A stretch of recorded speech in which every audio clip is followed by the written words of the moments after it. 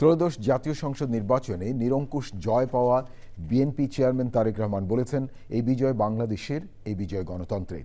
রাজধানী একটি হোটেলে সংবাদ সম্মেলনে একটি নিরাপদ দেশ গড়ে তোলাই মূল লক্ষ্যের কথা জানিয়ে রাজনৈতিক দলসহ সবার সহযোগিতা চেয়েছেন দেশের ভবিষ্যৎ প্রধানমন্ত্রী।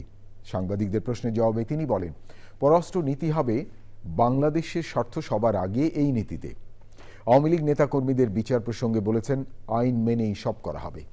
আরও জানাচ্ছেন রাহুল রায়। ত্রয়োদশ জাতীয় সংসদ নির্বাচনে নিরঙ্কুশ জয় পেয়েছে বিএনপি। নির্বাচন পরবর্তীতে রাজধানীর একটি হোটেলে সাংবাদিকদের মুখোমুখি হন দলটির চেয়ারম্যান তারেক রহমান।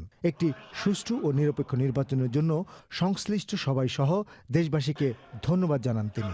আমি দেশের সকল জনগণকে জানাই আন্তরিক অভিনন্দন।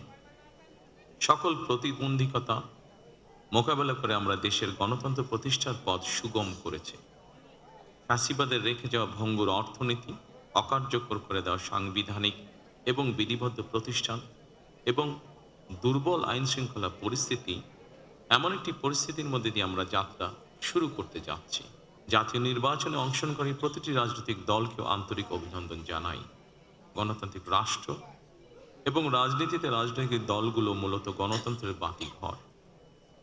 সরকার এবং বিরোধী দল যে যার অবস্থান থেকে দায়িত্বশীল ভূমিকা পালন করলে অবশ্যই দেশে গণতন্ত্র প্রাতিষ্ঠানিক রূপ পাবে বলে আমরা দৃঢ়ভাবে বিশ্বাসী। দু একদিনের মধ্যে দেশের প্রধানমন্ত্রী হচ্ছেন তারেক রহমান। সংবাদ সম্মেলনে রাষ্ট্র পরিচালনায় তার পরিকল্পনা ও অগ্রাধিকারগুলো জানান পরবর্তী প্রধানমন্ত্রী। 31 দফার আলোকে ঘোষণা করা হয়েছে দলীয় ইশতেহার। একই সঙ্গে কয়েকটি বিষয়ে নোট অফ ডিসেন্ট দিয়ে বিএনপি জুলাই সনদেও স্বাক্ষর করেছে। আমরা জনগণের কাছে প্রতিশ্রুতিবদ্ধ, প্রত্যাশিত প্রতিটি অঙ্গীকার পর্যায়ক্রমিকভাবে বাস্তবায়ন করব ইনশাআল্লাহ।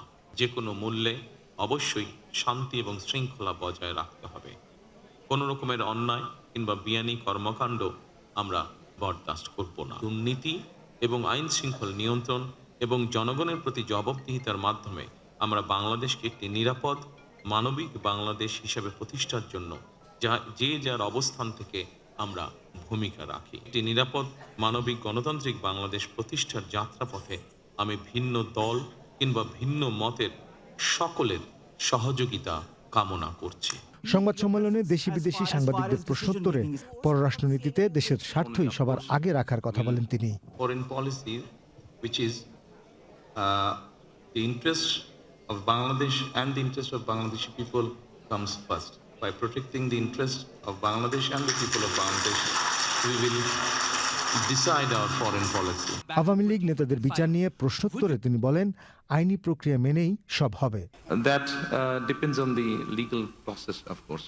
দলের নেতাকর্মীদের উদ্দেশ্যে তিনি বলেন, যে কোনো মূল্যে শান্তি শৃঙ্খলা বজায় রাখতে হবে। দল মত, ধর্ম, বর্ণ কিংবা ভিন্নমত কোনো অজুহাতেই দুর্বলের উপর সবলের আক্রমণ মেনে নেওয়া হবে না। দল মত, ধর্ম, বর্ণ কিংবা ভিন্নমত যাই থাকুক, কোনো অজুহাতে অবশ্যই দুর্বলের উপরে সবলের আক্রমণ আমরা মেনে নেব না। রাহুল রায়, চ্যানেল আই, ঢাকা।